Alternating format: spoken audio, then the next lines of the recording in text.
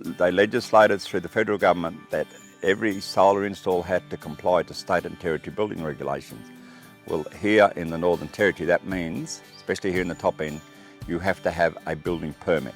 So then all the panel testing came into it to comply.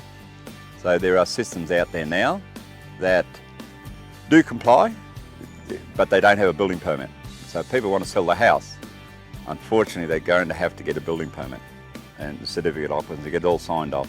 And that can be done. But it's quite a bit more expensive getting it done now than what it would have been back when it was done. We do a section 40, that's the equipment that goes on the roof, on how it's done.